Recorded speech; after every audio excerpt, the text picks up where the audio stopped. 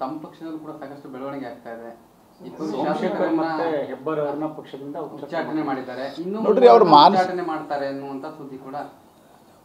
ಉಳಿದದ್ದು 3 ಜನದ್ದೇ ಅದೆಲ್ಲ ಏನೋ ನನಗೆ ಗೊತ್ತಿರೋ ಮಟ್ಟಿಗೆ ಈಗ ಯಾವುದೇ ರೀತಿ ಆ ರೀತಿ ಇಲ್ಲ. 3 ಜನ ಅವರಿಬ್ಬರದ್ದು ಅವರು ಮಾನಸಿಕವಾಗಿ ಬಿ ಜೆ ಪಿ ಜೊತೆಗೆ ಇರಲೇ ಇಲ್ಲ. ಅವರು ಯಾವತ್ತೂ ಬಿ ಜೆ ಪಿ ಬಿಟ್ಟು ಹೋಗಿದ್ರು. ಯಾವಾಗ ಅವರು ರಾಜ್ಯಸಭೆ ಮೊದಲನೇ ರಾಜ್ಯಸಭೆ ಚುನಾವಣೆಯಲ್ಲಿ ಆಫ್ಟರ್ 23 ಇಲೆಕ್ಷನ್ ಅವರು ಓಟಿಗೆ ಬಂದಿಲ್ಲ ಅಂತಂದಮೇಲೆ ಅವ್ರ ನಿಷ್ಠೆ ಏನಿತ್ತು, ಅವ್ರು ಯಾವ ಕಾರಣಕ್ಕಾಗಿ ಹಿಂಗೆ ಮಾಡಿದರು ಎಲ್ಲ ಇವತ್ತು ಜಗತ್ತು ಜಾಹೀರಾಗಿದೆ. ಹಾಗಾಗಿ ಅವ್ರು ಮಾನಸಿಕವಾಗಿ ಬಿ ಜೆ ಪಿ ಜೊತೆಗೆ ಇರಲಿಲ್ಲ.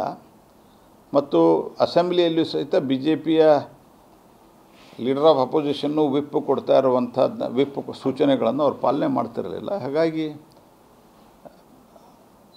ಅವರು ಹೊರಗೆ ಹಾಕಿದ್ದು ಒಂದು ಕೇವಲ ಫಾರ್ಮ್ಯಾಲಿಟಿ ಅಷ್ಟೇ.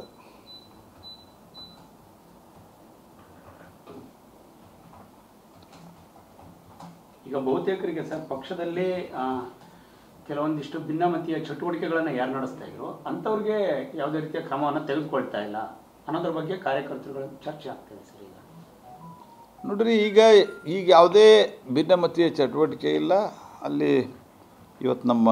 ಇವತ್ತು ನಿನ್ನೆ ಮೊನ್ನೆ ನಮ್ಮ ಉಸ್ತುವಾರಿಗಳು ಅಲ್ಲಿ ಹೋಗಿದ್ದಾರೆ. ಬರೋ ದಿವಸಗಳಲ್ಲಿ ಇನ್ನೂ ಸಹಿತ ಹೆಚ್ಚು ಹೋರಾಟ ಸಂಘಟನೆ ಪಕ್ಕಾ ಮಾಡಿ ನಾವು ಮುಂದುವರಿತೀವಿ. ಸರ್, ಈಗ ಮಂಗಳೂರಲ್ಲಿ ಕೋಮು ಸಂಘರ್ಷ ಹೆಚ್ಚಾಗ್ತಾ ಇದೆ, ಮತ್ತೊಂದು ಹತ್ಯೆ ಆಗಿರುವಂಥದ್ದು. ಸೊ ಇದು ಸರ್ಕಾರ ಇದನ್ನು ಸರಿಯಾಗಿ ನಿಭಾಯಿಸಲು ವಿಫಲ. ನೋಡಿ, ಸರ್ಕಾರ ಆ್ಯಸ್ ಇಟ್ ಈಸ್ ಸಂಪೂರ್ಣವಾಗಿ ವಿಫಲ ಆಗಿದೆ.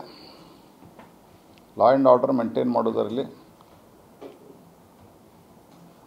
ಯಾರದೇ ಕೊಲೆ ಆದರೂ ಅದು ಒಪ್ಪಲಿಕ್ಕೆ ಸಾಧ್ಯವೇ ಇಲ್ಲ.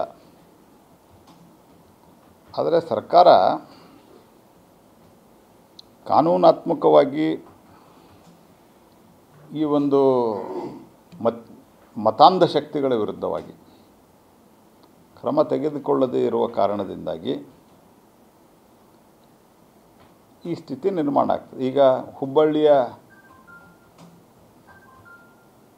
ಪೊಲೀಸ್ ಸ್ಟೇಷನ್, ಹಳೆ ಹುಬ್ಬಳ್ಳಿ ಅಂತ ಒಂದಿದೆ, ಓಲ್ಡ್ ಹುಬ್ಬಳ್ಳಿ ಅಂತ. ಆ ಓಲ್ಡ್ ಹುಬ್ಬಳ್ಳಿ ಪೊಲೀಸ್ ಸ್ಟೇಷನ್ ಮೇಲೆ ಯಾರು ದಾಳಿ ಮಾಡಿದರು,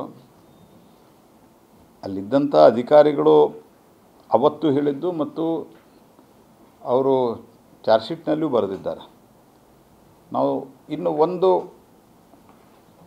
ಫ್ರ್ಯಾಕ್ಷನ್ ಆಫ್ ಸೆಕೆಂಡ್ಸ್ ನಾವು ಮೈ ಮರೆತಿದ್ರೆ ಅನೇಕ ಪೊಲೀಸ್ ಹಿರಿಯ ಅಧಿಕಾರಿಗಳು ಸೇರಿ ಅವರ ಹೆಣ ಬೀಳ್ತಿತ್ತು ಅಂತ. ಮತ್ತು ನಾವು ಅಲ್ಲಿ ಹೋಗಿದ್ವಿ, ನಾನು ಹುಬ್ಬಳ್ಳಿಯವನೇ ಇರೋದ್ರಿಂದ.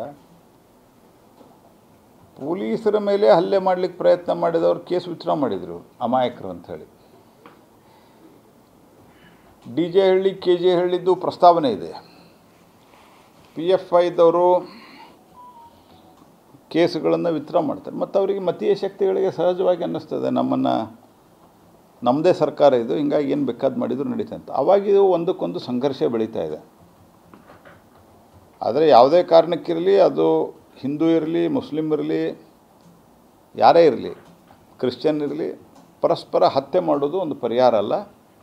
ಅದರ ಈ ಮೂಲಭೂತವಾದಿಗಳೇನಿದ್ದಾರೆ, ಮತಾಂಧ ಮೂಲಭೂತವಾದಿಗಳು, ಇಸ್ಲಾಮಿಕ್ ಮೂಲಭೂತವಾದಿಗಳು, ಇವ್ರನ್ನ ಎಲ್ಲಿ ತನಕ ಕಟ್ಟುನಿಟ್ಟಿನ ಕ್ರಮ ತೆಗೆದುಕೊಳ್ಳೋದಿಲ್ಲ ಅಲ್ಲಿ ತನಕ ಸಮಸ್ಯೆ ಉಲ್ಬಣ ಆಗ್ತಾ ಹೋಗ್ತದೆ.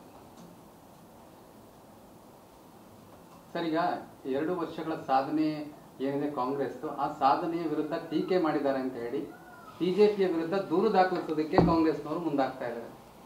ನೋಡ್ರಿ, ಪೊಲಿಟಿಕಲ್ ಆಗಿ ಯಾರು ಎದುರಿಸ್ಲಿಕ್ಕೆ ಆಗೋದಿಲ್ಲ. ಅವರು ಈ ರೀತಿಯಾದಂಥ ಸರ್ಕಾರಿ ಯಂತ್ರವನ್ನು ದುರುಪಯೋಗಪಡಿಸ್ಕೊಂಡು, ಕಾಂಗ್ರೆಸ್ಸಿನ DNA ಪ್ರಜಾಪ್ರಭುತ್ವ ಇಲ್ಲ. ನೆಹರು ಕಾಲದಿಂದ ಹಿಡ್ಕೊಂಡು ಈಗ ಇತ್ತೀಚೆಗೆ ರಾಜೀವ್ ಗಾಂಧಿಯವರವರೆಗೆ, ಅದಾದ ನಂತರ UPA ಕಾಲದಲ್ಲಿ ಸೋನಿಯಾ ಗಾಂಧಿ ಸರ್ಕಾರ, ಮತ್ತು ಈಗ ಅಲ್ಲಿ ಸಿದ್ದರಾಮಯ್ಯನವ್ರ ಸರ್ಕಾರ. ಇವರ ಇದರಲ್ಲಿ BJPಯಲ್ಲಿ ಏನು ಹೇಳ್ತಿದ್ರು, ಮೋದಿ ಸರ್ಕಾರ ಮಧ್ಯೆ ಕೆಲವರೆಲ್ಲ ಒಂದು ಇದು ಕ್ರಿಯೇಟ್ ಮಾಡೋ ಪ್ರಯತ್ನ ಮಾಡಿದರು. ಫಾಲ್ಸ್ ನರೇಷನ್ ಅಂತಾರೆ ಇಂಗ್ಲೀಷ್ದಾಗ. ಇವರು ಅಸಹಿಷ್ಣುತೆ ಇದೆ. ಯಾರ್ದು ಅಸಹಿಷ್ಣುತೆ? ಈಗ ನಿಮ್ಗೆ ಹೇಳ್ಬೇಕಾಗಿತ್ತು ನಾವು ಇಷ್ಟು ಮಾಡಿದ್ದೀವಿ ಅಂತ. ಮಾನಹಾನಿ ಕೇಸ್ ಹಾಕ್ತಾರಂತ. ನಿಮಗೆ ಮಾನ ಇದ್ದರೆ ತಾನೇ ಹಾನಿ ಹಾಕೋದು. ನೀವು ಯಾರ್ದಾದ್ರೂ ಮಾನ ಇದ್ದವ್ರದ್ದು ಹಾನಿ ಮಾಡ್ಬೋದಪ್ಪ. ಇವ್ರಿಗೆ ಮಾನ ಇದೆಯಾ? ಅದರಲ್ಲಿ ಇದ್ದದ್ದು ಯಾವುದು ತಪ್ಪಿದೆ ಅಂತ ಹೇಳಲ್ಲ. ನೀವು ಬಾಯಿಗೆ ಬಂದಂಗೆ ಮಾತಾಡಿದ್ರಲ್ಲ.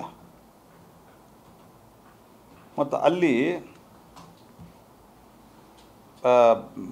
ಬೇರೆ ಬೇರೆದವ್ರ ಮೇಲೆ ನಮ್ಮ ವಿರುದ್ಧ ಬೈದರು, ನಮ್ಮ ವಿರುದ್ಧ ಅಂದರು ಅಂತ ಎಲ್ಲ ಅಲ್ಲೇ ಕೇಸ್ ಹಾಕ್ತಾಯಿದ್ದಾರೆ. ನಾನು ಹೇಳೋದು, ಸಿದ್ದರಾಮಯ್ಯನವರು, ಖರ್ಗೆ ಅವರು, ಮೋದಿಯವ್ರಿಗೇನು ಬೈದಿದ್ದರು ನೀವು? ಇವರಂತೂ ನರಹಂತಕ. ಯಾರು ನಿಮ್ಮ ಸಿದ್ದರಾಮಯ್ಯನವರು?